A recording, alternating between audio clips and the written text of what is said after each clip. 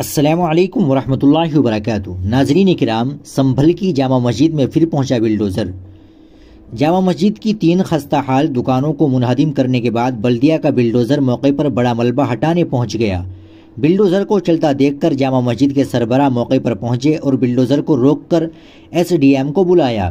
پھر انہوں نے ملبہ خود ہٹانے کی بات کی۔ شہر کے محلہ کوٹ پوری میں واقع شاہی جامع مسجد کے قریب 3 خستہ حال دکانوں کو ایک ہفتہ قبل جامع مسجد کی کمیٹی نے SDM کی زبانی حکم پر مسمار کر دیا تھا تاکہ ان دکانوں کے گرنے سے کوئی حادثہ پیش نہ آئے۔ بلڈوزر دکانوں کا ملبہ ہٹانے پہنچ گیا۔ دکان منہدم ہونے کے بعد بھی اس کا ملبہ موقع پر پڑا تھا۔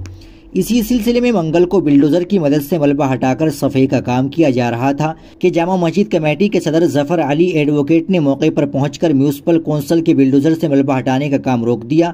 انہوں نے SDM سے فون پر بات کی۔ صدر نے کہا کہ SDM کی زبانی ہدایت پر خستہ حال دکانوں کو منہدم کیا گیا اور اس طرح ملبہ ہٹانا درست نہیں ہے کیونکہ دکان جامع مسجد کے قریب ہے۔ معاہدے کے مطابق ہم مالک ہے اور یہ ملبہ بھی ہمارا ہے۔ ہم نے یہ کام روک دیا ہے۔ EO منی بھوشن تیواری نے کہا کہ ملبہ ہٹانے کے لیے کہا گیا تھا تاکہ جگہ کو صاف کیا جا سکے۔ 23 دکانوں پر بلڈوزر چلا دیے گئے۔